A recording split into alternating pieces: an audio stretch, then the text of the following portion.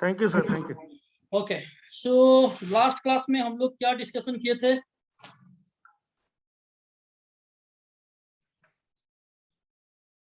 मेरा चल नहीं रहा वीडियो। हम लोग शनि के बारे में डिस्कशन किए थे, है ना? प्रीतम, यू आर देयर? सब लोग आ गए? जी जी। ओके ओके, ठीक है। तो कुछ लास्ट क्लास का कोई डाउट था? कुछ है डाउट वगैरह किसी को भी?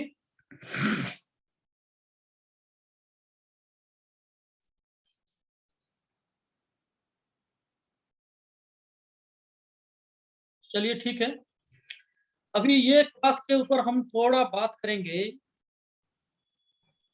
कि हम लोग का जो लास्ट क्लास था शनि, राइट? हाँ, राहु के ऊपर थोड़ा इस क्लास में बात करेंगे। अभी हम लोग दो कवर कर दिया, शनि कवर किया, गुरु भी कवर किया।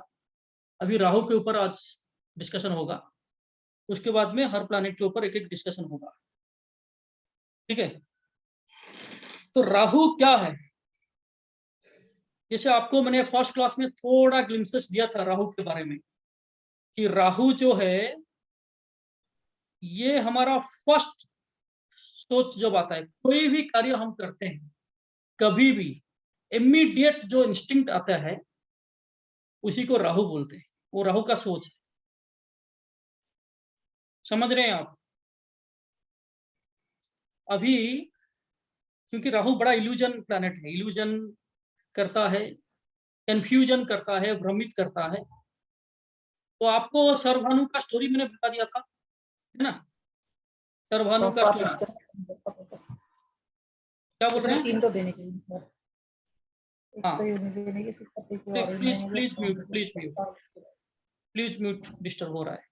अगर कुछ बातचीत करना है, अगर कुछ प्रश्न है तो आप अनम्यूट करके प्रश्न पूछ सकते हैं, नहीं तो आप म्यूट करके रखिएगा क्योंकि दूसरे को डिस्टर्ब होता है, ठीक है? तो ये जो सर्वभानु का स्टोरी था, जो समुद्र मंथन हुआ, समुद्र मंथन में उसमें से राहु निकला। राहु एक्चुअली सब लोगों का सोच है कि राहु एक खराब प्लैनेट है, राहु एक असुरा है और राहु सबके लिए खराब ही करता है, लेकिन ये गलत है। Rahu depend on the planet का पोजीशन और कौन सा नक्षत्र में बैठा है, कौन सा राशि में बैठा है, उसके ऊपर उसका रिजल्ट होता है। ऐसे पुराणों में राहु को फॉरेन का प्लैनेट बोला गया है। राहु एक मुस्लिम प्लैनेट है।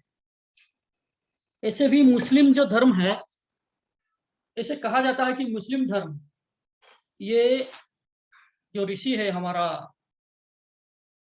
शुक्राचार्य, शुक्राचार्य ने, उनका जो फर्स्ट स्टूडेंट था वो स्टूडेंट था मोहम्मद, जो मुस्लिम का जो मोहम्मदम जो धर्म शुरू किए हैं इस्लाम, तो वो पहला स्टूडेंट था। इसलिए आप देखेंगे जिसका भी शुक्र अच्छा होता है तो उन लोगों का काम करने का तरीका बड़ा डिटेलिंग रहता है। तो आप कभी भी देखेंगे जो जूता तैयार करता है, कोई लकड़ी का कारीगरी करता है, लोहे का कारीगरी करता है, मुस्लिम लोग, उनका बहुत ही डिटेलिंग में काम होता है, बड़ा कारीगरी काम होता है। आप कभी भी ऑब्जर्व कीजिएगा, ये सब पार्ट ऑफ एस्ट्रोलॉजी है, उसके साथ लिंक्ड है, क्योंकि विनस एंड राहु का कॉम्बिनेशन है वो। जितने भी फिल्म स्टार है, सेलिब्रिटीज है, जितने भी पॉलिटिकल पीपल है, they are all combination of Rahu, Budh and Venus.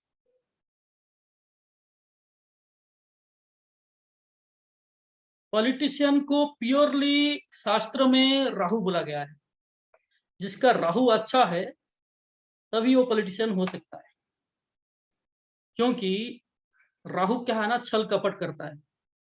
Rahu डराता भी है और डरता भी है, दोनों। राहु शॉर्टकट लेता है लाइफ में, कुछ भी चीजें अचीव करने के लिए राहु के पास इतने सारे तकरीब मतलब टेक्निक्स इतने सारे होता है, तो इजीली अचीव कर लेता है। और राहु का महादशा में, जब राहु का महादशा आता है तो वो बड़ा भ्रमित होता है और राहु किसी का भी झांसे में इजीली आ जाता है। अभी अनिल जी मैं आपको बताऊं एक चीज है, आपका लगन में राहु है तो आपका एक्सपीरियंस ऐसा रहेगा, मैं जो बोल रहा हूँ ये 100% श्योर होगा।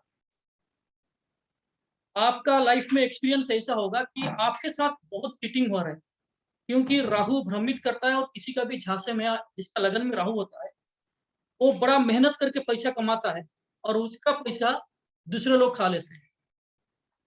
सच है ये अनिल जी? यही है आपकी बात। जो जो कमाया है वो तो मेहनत करके है, ये तो बात है ना। नथिंग से जो भी है वो आज की डेट में वो मेहनत से है। सेल्फ मेड बनाता है, लगन का राहु सेल्फ मेड बनाता सेल्फ मेड है, पूरा सेल्फ मेड होता है। और सर। आपको मान लो आपको कोई आके एक प्रपोजल देगा, अभी आप एस्ट्रोलॉजी सीख गए हैं या आप सब चीजें पता चल गया आपको, तो आप थोड़ा आप उसके ऊपर सोच लेंगे नहीं ये गलत है और ये मैं नहीं करूँगा, मतलब मैं किसी के भी झांसे में नहीं आ सकता। परंतु जिसका लगन में राहु होता है वो क्या होता है, वो इजीली किसी का भी झांसे में आ जाता है।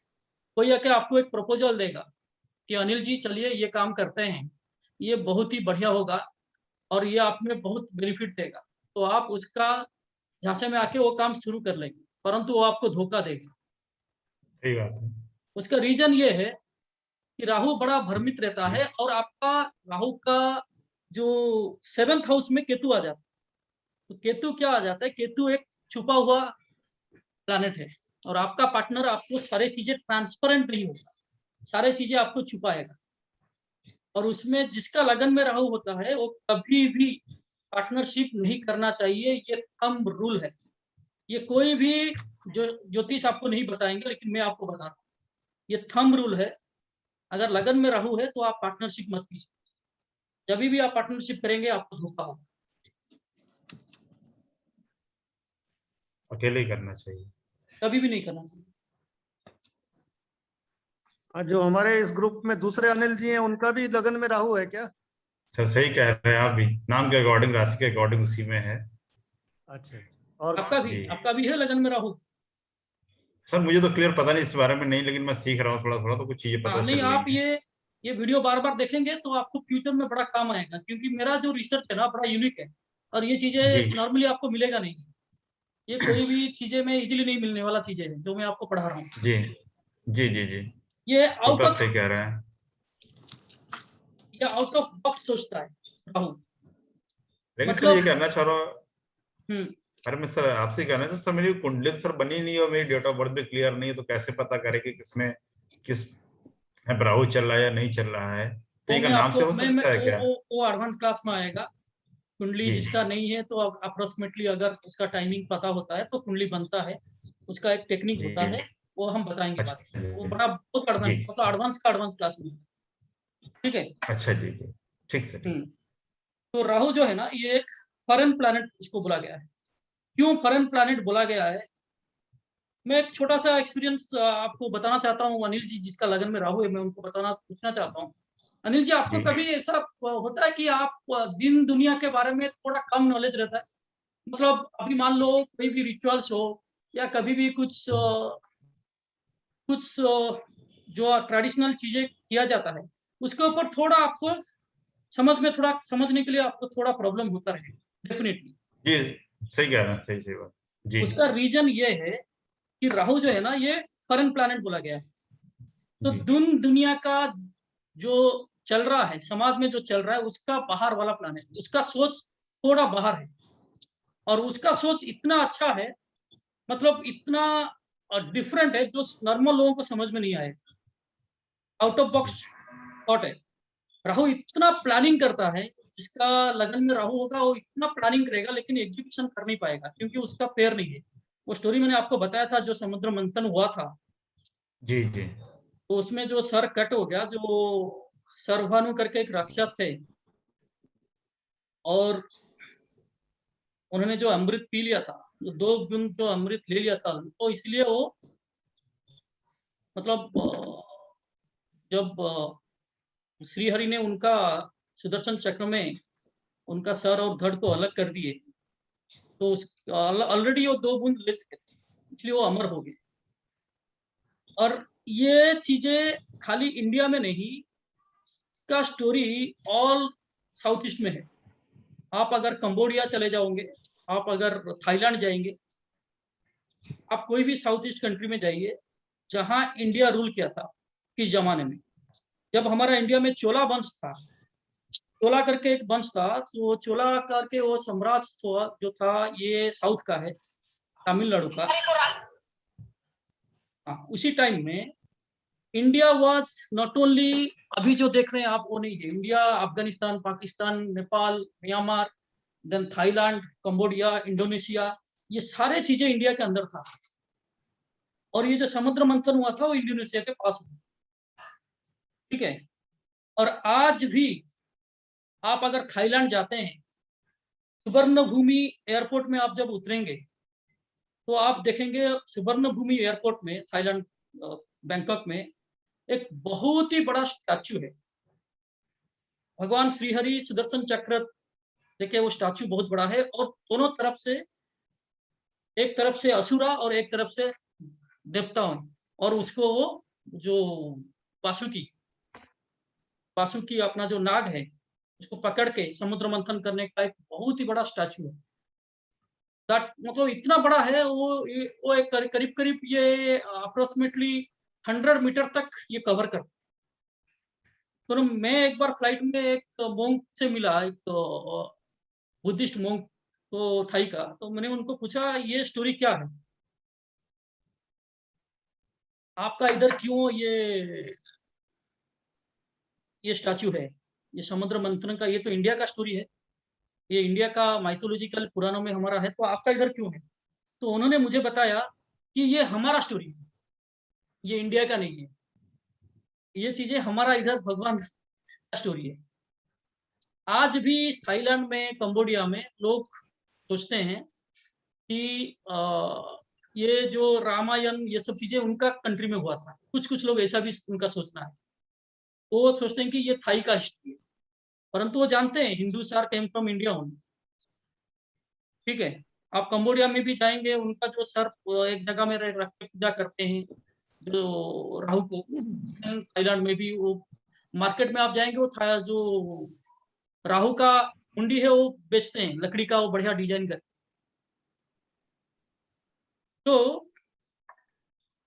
लोग आज जो बट सोच सर रहे, आप जैसे बताया, हाँ, आप जैसे बताया कि प्लानिंग बहुत अच्छा है, लेकिन एग्जीक्यूशन में yes I am also feeling की प्रॉब्लम्स आता है। तो उसको कवर करने के लिए मतलब रिमेडियल उसके में क्या कर सकते हैं, मतलब even in official matter also and personal matter also भी सेम टाइप रहता है। इसके लिए आपको बड़ा हार्ड वर्किंग करना पड़ेगा, और आपको जब पता चल जाता है नहीं एग्जीक्यूशन में आपका प्रॉब्लम है, तो आप उसके लिए दूसरे का हेल्प रखो, और आप आपका कोई एम्प्लॉय रखो या आपका कोई सगा हो, उनको ये रिस्पॉन्सिबिलिटी दीजिए कि ये काम मैंने प्लानिंग किया है, आप इसको एग्जीक्यूशन करो।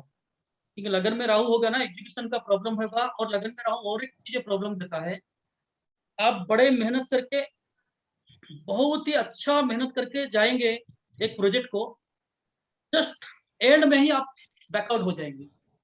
मतलब आप 1 साल का प्रोजेक्ट है, मान लो आप 8-9 महीना करेंगे, फिर बाद में आपका मन करेगा नहीं बेकार है ये, छोड़ो, आप बैकआउट हो जाएंगे। तो ये लगन का राहु का काम। उसमें ऐसा भी हो जाता है कि जब मैं काफी टाइम बाद देखता हूँ कि सब कुछ कर रहा हूँ और एंड में आते आते और लोग भी बीच में इन्वॉल्व हो गए, तो मैं उसको छोड़ देता हूँ कि लो तुम ही कर लो, इस टाइप का भी आ जाता है दिमाग में। एब्सोल्युटली राइट, क्योंकि वो आउट ऑफ बॉक्स थॉट है ना राहु का। आउट ऑफ बॉक्स थॉट मतलब वो जो सोचता है दूसरा वो नहीं सोचेंगे, वो उनका सोच बहुत ही अलग है। दीन दुनिया के बारे में उनको नॉलेज थोड़ा कम रहता है। साथ में जिसका लगन में राहु रहता है वो newly birth in this planet, आपका या पहला या सेकंड बर्थ होगा ये। जैसे हम लोग का वैदिक के हिसाब से 7 टाइम बर्थ होता है मनुष्य का अर्थ में, तो जिसका लगन में राहु रहता है वो फर्स्ट टाइम होता है। इसलिए उनको दिन दुनिया के बारे में उतना एक्सपीरियंस नहीं होता है कि क्या चल रहा है क्या नहीं चल रहा। अच्छा ऐसा भी होता है, अच्छा ये भी हो सकता है, ऐसा उनका मन में आता है। समझ रहे हैं आप? क्योंकि मेरा जो चंद्रमा के हिसाब से जो शतभिषा नक्षत्र में हुआ है बर्थ, वो भी शायद राहु का ही है। आपका एक पॉजिटिव है कि आपका राहु उच्च का है लगन में, फिर भी लगन में उच्च का हो या नीच का हो प्रॉब्लम तो देगा ही। वो महादशा में प्रॉब्लम देता है, नहीं तो अंतरदशा में प्रॉब्लम देता है। राहु 3 अभाव में अच्छा रिजल्ट देता है, 3rd house, then 6th house, then 10th house. इसका रीजन ये है कि 3rd हाउस जो है पराक्रम भाव है, और पराक्रम भाव क्या होता है, आपको बड़ा पराक्रमी बनाता है। राहु क्या है ना, दुस्साहसी है, जो चीजें कोई नहीं कर सकता वो राहु कर सकता है। अनिल जी, और एक चीजें है, आपको एक्सपीरियंस के लिए बोल रहा हूँ, जिसका लगन में राहु होता है वो कोई भी चीजें छुपा नहीं सकता, कुछ भी चीजें आप में नहीं आप चाहे कभी नहीं छुपा सकते। आपका हर चीज सबको पता चलता है, क्या करते हैं क्या नहीं करते हैं, आप खुद बता देंगे कि ये ऐसा है, ये ऐसा है, मैं ये कर रहा हूँ, वो कर रहा हूँ, ऐसा हो रहा है। ऑल दिस थिंग्स ऑटोमेटिकली वो पता चल जाएगा। और जिसका लगन में केतु होता है, उसको जितना भी आप चाहो, आप वो कुछ भी चीजें बाहर उसका लीक नहीं होता है। इसका है लगन में केतु, हंस रहे हैं दीपक जी। तो जैसे अमिताभ बच्चन का लगन में केतु है, रितेश देशमुख का है केतु लगन में, तो रितेश देशमुख ने 10 साल डेटिंग किया जेलेनिया के साथ, और इंडस्ट्री में किसी को पता नहीं चला। जिस दिन उसका शादी हुआ उस दिन पता चला कि ये डेटिंग कर रहा था 10 साल से। बहुत तरीके से बता रहे हैं सर, सुन के आनंद आ रहा है। बहुत बहुत धन्यवाद। बगल में वाई बैठी है, वही बोली कि कितना अच्छा से सर बता रहे हैं। So nice, thank you. तो ये नॉर्मली होता है, केतु जब 7th हाउस में होता है तो अलग रिजल्ट देता है, लेकिन अगर केतु लगन में आ जाता है तो ये उनका स्वभाव है, वो कभी भी उनको कोई भी जज नहीं कर सकते, उनको जज करना सबसे बड़ा मुश्किल है। और जैसे बोलते हैं ना, non devil is better than unknown angel, वो राहु है। ये कहावत आपने सुना है, non devil is better than unknown angel, is English proverb. That means Rahu एक ऐसा चीज है, सब लोग जानते हैं कि राहु क्या करता है क्या नहीं करता, इजीली पकड़ा जाता है, क्योंकि सर्वनु भी एक इजीली पकड़ा गया था। तो इसीलिए उनका जो राहु का परम शत्रु वो 2 प्लैनेट है, वो है चंद्रमा, चंद्रदेव और सूर्यदेव।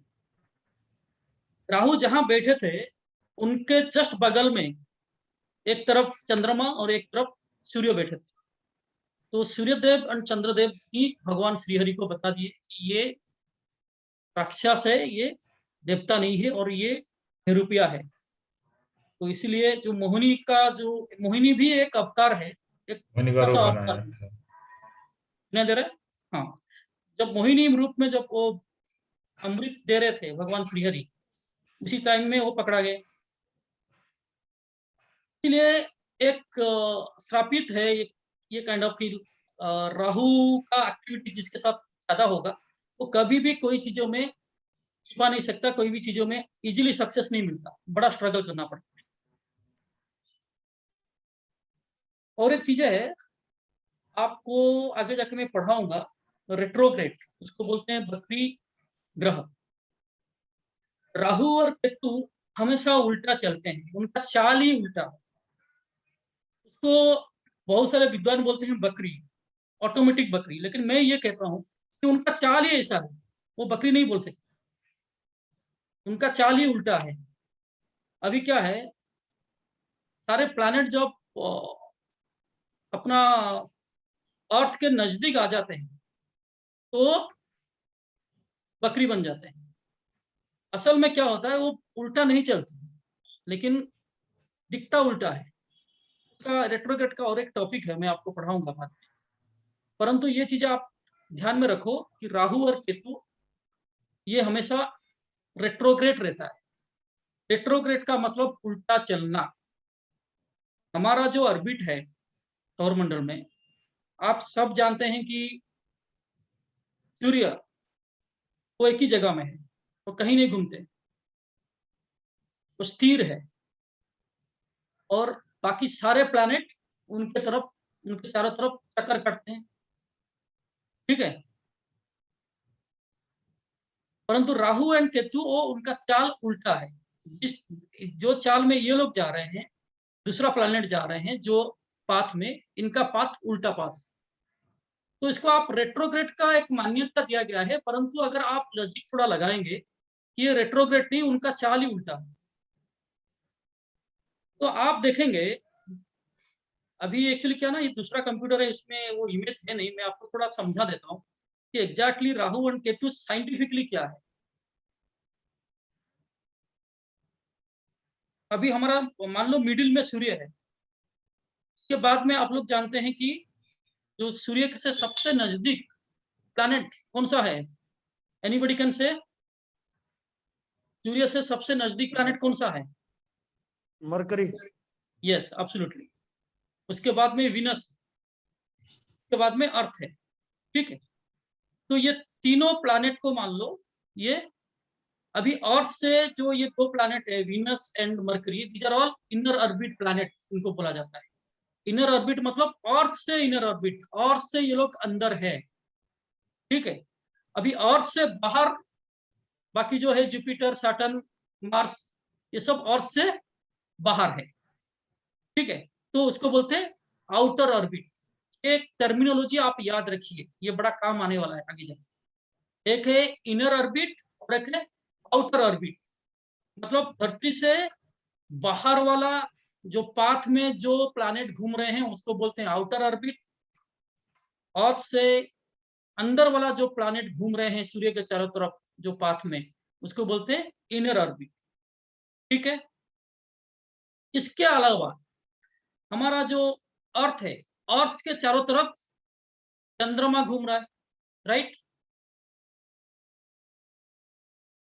समझ रहे हैं आप?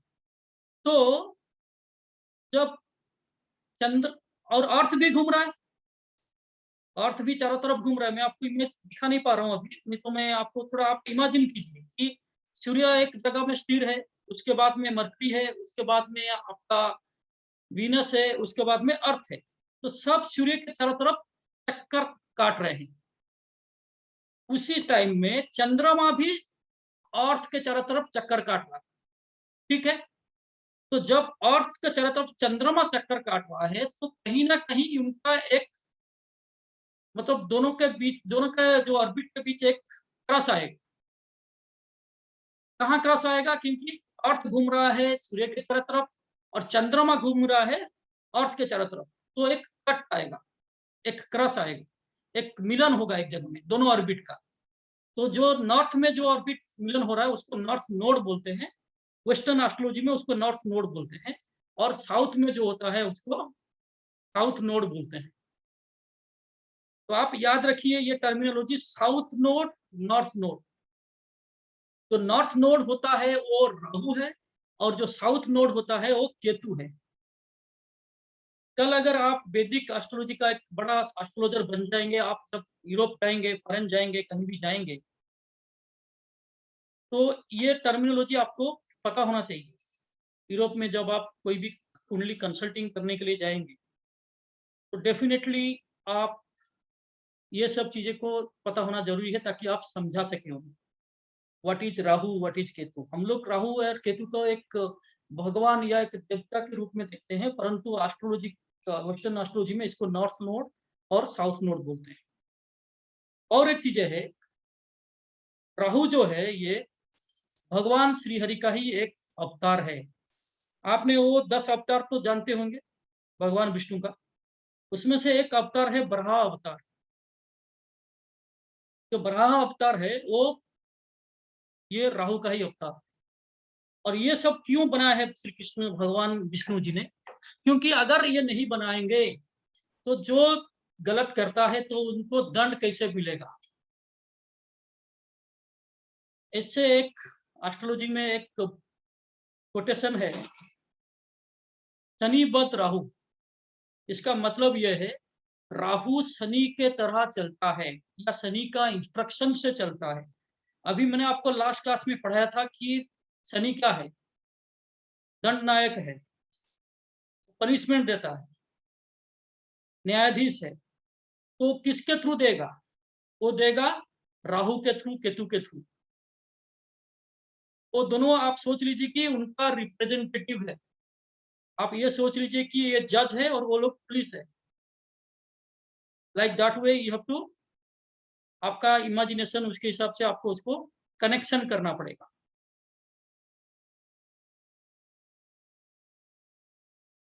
समझ में आ रहा है?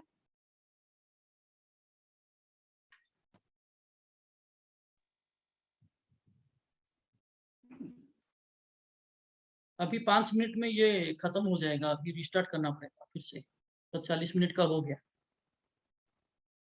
तो सर, लेकिन सर जूम में नया आईडी पे तो आजकल सर अनलिमिटेड चल रहा है, अभी तो बंद नहीं कर रहे, पता नहीं आपका कैसे हो रहा है, क्योंकि बेटे से बात हुआ तो मेरा बोला 2 क्लास हुआ, उसके बाद में तो हुआ नहीं। 2 अच्छा क्लास हुआ अनलिमिटेड, जो हमने पहला 2 क्लास लिए थे। अच्छा अच्छा ठीक। एनीवे वो बाद में वो उसका जूम का लाइसेंस वर्जन ले लेंगे। अभी क्या है ना, अभी लिए नहीं है, 40 मिनट का हो रहा है, ठीक है, चलने दो। तो ग्रहण के बारे में आपको पता होगा, चंद्र ग्रहण, सूर्य ग्रहण, एक्लिप्स, ये आपने पढ़ा होगा साइंस में। तो ये नॉर्मली राहु एंड केतु करते हैं, मतलब नॉर्मली राहु करता है। इसलिए वो जो मानते हैं ना कि लाइक कट्टर दुश्मन वो दोनों, सूर्य एंड राहु का इतना दुश्मनी है कि अगर सूर्य के साथ राहु कोई भी कुंडली का कोई भी भाग में बैठ जाए, कोई भी हाउस में, तो ग्रहण दोष लगा देता है। और ग्रहण दोष हमारा ज्योतिष में सबसे एक वन ऑफ द वेरी बड़ा दोष माना जाता है, ग्रहण दोष। जिसका भी ग्रहण दोष हो, उनका मान सम्मान, यश जस कीर्ति में हमेशा प्रॉब्लम क्रिएट होगा। वो जितना भी मेहनत करे, जो भी करे, तो उनको उसके हिसाब से रिकॉग्निशन नहीं मिलेगा। राहु का और एक प्रॉब्लम है, क्राइसिस, आइडेंटिफिकेशन क्राइसिस बोलते हैं। राहु अगर खराब है तो आइडेंटिफिकेशन क्राइसिस होता है। इसका मतलब यह है कि आप जितना भी मेहनत करते जाओ, जितना भी मेहनत करते जाओ, आपको उसके हिसाब से फल नहीं मिलेगा। जिसका राहु खराब है, मैं ये खराब राहु का बारे में बात कर रहा हूं। आप बड़ा मेहनत करके जा रहे हैं, आगे बढ़ रहे हैं, सब कर रहे हैं, परंतु आपका उसके हिसाब से आपको सक्सेस नहीं मिलेगा। That is called identification crisis, recognition, award, reward, ये सब चीजें आपको नहीं मिलेगा। कभी भी आप देखे होंगे, एक कंपनी में एक आदमी काम ठीक से नहीं करता है, वो तरक्की मिलता है उसको, और एक जन बहुत मेहनत करता है फिर भी नहीं मिलता है उसको। तो ये खराब राहु का भी काम है, खराब शनि का भी काम होता है, ये मंगल का भी टू एन एक्सटेंड इफेक्ट रहता है। राहु पूरा धर्म विरोधी है। राहु एक ऐसे भी कहा गया है, राहु फट्टू है। राहु डराता भी है और डरता भी है। ठीक है, ये समझ बात रहे आपकी सही है। वो डराता भी है और डरता भी है और सारे शॉर्टकट लेता है। तो ये डिपेंड ऑन कौन सा चार्ट में कहाँ बैठा है, कैसा है, कौन सा राशि में बैठा है, कौन सा स्टार में बैठा है, ये सारे चीजें को आप लेके ही कैलकुलेशन करना पड़ेगा। जैसे अगर राहु अगर आपका बुध का नक्षत्र में बैठा है या शनि का नक्षत्र में बैठा है, तो अच्छा रिजल्ट देगा, चाहे लगन में हो कहीं भी हो। लगन का राहु अगर शनि का नक्षत्र में या बुध का नक्षत्र में बैठता है, वो राजा को रंग बनाता है, रंग को मतलब अच्छा बनाता है, it's giving good result. Anil ji, आपको रात को सोने के लिए थोड़ा टेंशन रहता है क्या, अकेला सोने के लिए? अकेले आप सो पाते हैं? टाइम मतलब आपको कभी डर नहीं लगता अकेले सोने के लिए? नहीं, लेट सॉरी, नहीं, ऐसे डर मतलब तो नहीं ऐसा डर लगता तो है। नहीं, लेकिन मतलब वैसे ही हैबिट हो गया है, रात मतलब 12 तो बज जाता है नॉर्मली। नहीं नहीं, अगर राहु अब तक कभी कभार क्या है ना, राहु जो डराता है ना, तो आपको कभी कभार अकेले आप अगर सोने के लिए जाएंगे तो आपको डराएगा राहु, आप सो नहीं पाएंगे। लेकिन नींद में राहु का कई बार महादशा में ये सीजर ज्यादा टाइप होता है। नहीं, नींद में ऐसी सीजर बात तो नहीं हो सर, जाता है। ऐसी बात तो नहीं है। मैं अकेले सोता हूँ और रात में 1:30-2 बज जाता सोते हुए, तो ऐसा नहीं कुछ नहीं, नहीं है। ये कौन बोल रहे हैं? आपका लगन में राहु है? सर ये मुझे क्लियर नहीं पता, लेकिन जो चीजें आप बता रहे हैं उसमें कुछ चीजें हमारे उसमें फॉलो हो रही हैं, इससे मैं समझ रहा हूँ जी। नहीं, मैं अनिल कुमार जी को बोल रहा था, उनका लगन में राहु है, तो उनको थोड़ा ये हाँ, मेरा प्रॉब्लम सर देगा। सर अकेले में डर तो नहीं लगता, लेकिन सोते में कई बार कुछ ऐसा मतलब डरावना चीज का सपना आता है कि जैसे बॉडी एक बार सीजर हो जाती है, उस टाइप से जरूर हो जाता है। सांप का सपना एवरेज, आता है आपको? सांप का सपना आता है कभी? हाँ, स्नेक बाइट, स्नेक अटैक या हाँ, स्नेक आता है, है, पानी का सपना आ- ये आता है आपको? आता है, आता ये है राहु का सांप, काम है, ये राहु का काम है। जिसका लगन में राहु होगा तो उसको सांप का सपना आएगा, पानी के अंदर सांप है, आप घूम रहे हैं, उधर आप डूब जा रहे हैं, snake bite, so many things, ये सब चीज आएगा जिसका, और इसलिए मैं आपको पूछ रहा हूँ। लेकिन सर कुछ लोग तो बताते हैं कि अगर आपको सांप का सपना आया तो आपके लिए अच्छा होता है, शुभ होता है। नहीं, वो एक अलग थ्योरी है, वो सब एक जो है हमारा एक किताब है, हाँ। स्वप्न शास्त्र, उसको स्वप्न अच्छा शास्त्र बोलते हैं। वो एक जी। उसका थ्योरी अलग है, कौन सा अच्छा होता है कौन सा बुरा होता है, that is a different theory. लेकिन ये मैं लगन का राहु जो अनिल कुमार जी का मैं बोल रहा हूँ, जिसका लगन में रहा तो क्योंकि राहु है ना, वो ड्रैगन हेड है। अच्छा। ड्रैगन हेड जो बोलते हैं ना, सांप का हम्म। मुंडी, उसको राहु है, और केतु जो है उसका पूंछ।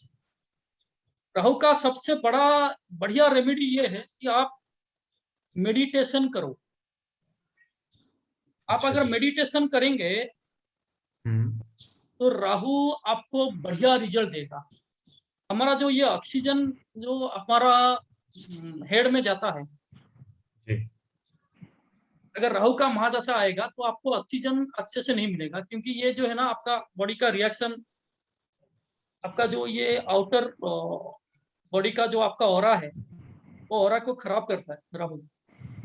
तो इसमें क्या होता है, आपका मस्तिष्क में ज्यादा ऑक्सीजन नहीं जाता है। तो इसका अच्छा रेमेडी है, आप अनुलोम विलोम करो। अभी अनिल जी बड़ा लकी है क्योंकि उनको राहु का दशा मिला नहीं है। नहीं तो लगन का राहु, अगर आपको राहु का दशा मिलता तो आपका जिंदगी में, जीवन में बहुत ही तकलीफ उस 18 साल जाता, क्योंकि राहु, लगन का राहु, नवम का राहु, अष्टम का राहु बहुत ही खराब कर देता है अपना दशा, अपना महादशा। तो आप बहुत ही बड़ा लकी है, आपने वो दशा भोगा नहीं। अगर आप अनुलोम विलोम करते हैं, योगा करते हैं, तो आप ये सारे चीजें चक्रा को बैलेंस कर लेंगे और राहु आपको पॉजिटिव रिजल्ट देने लगेगा। बीच में अब टोक रहा हूँ सर, बस बंद होने ही वाला है ये। सॉरी, टोक रहा हूँ सर, 10 से 15 सेकंड में बंद होने वाला है मीटिंग। कोई बात नहीं, फिर से आप लॉगिन कर लीजिएगा। ठीक तो है।